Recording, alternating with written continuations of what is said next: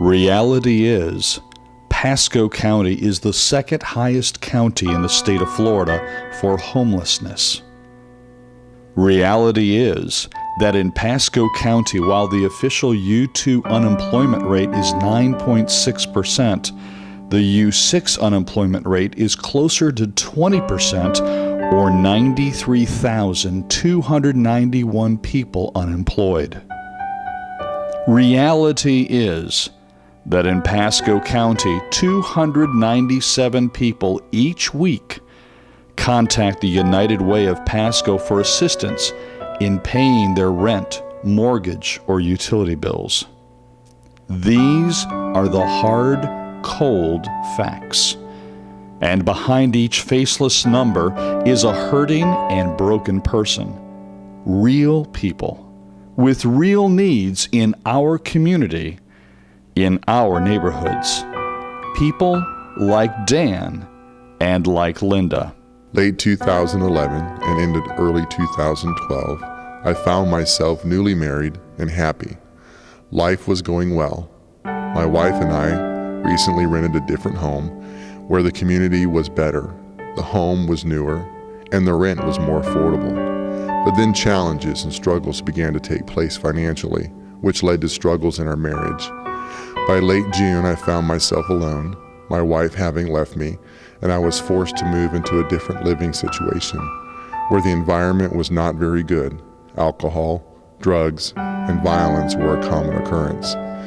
Many times I was afraid to return home, but it was all I had left. My 11-year-old daughter and I were living in the Sunrise Shelter for Abused Women.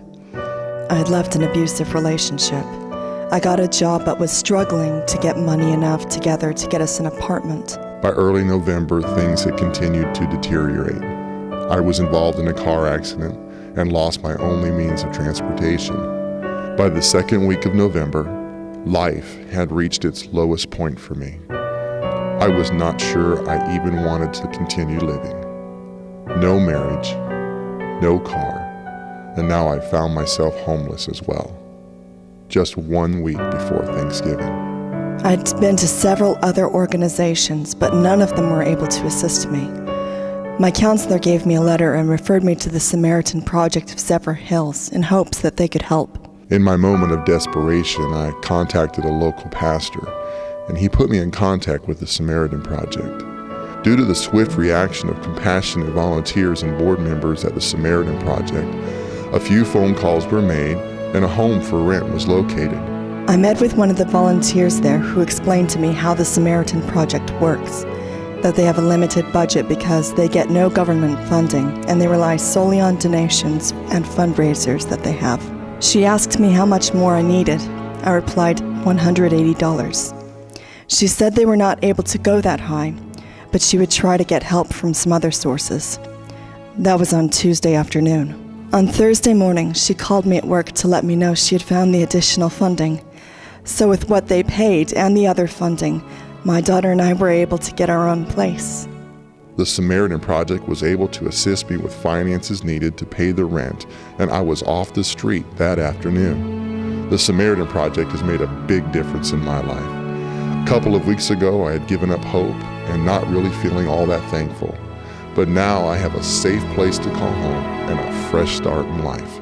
The Samaritan Project, a cooperative ministry of the Zephyr Hills Wesley Chapel Ministerial Association, local businesses, and city government, seeks to help local residents who need extra help with rent, electric bills, or other needs not met through other assistance programs. Together, we can allow people like Dan and Linda have an opportunity to build a better tomorrow. Would you consider giving to the Samaritan Project so this work of love can continue? Thank you for your support, and may God bless you.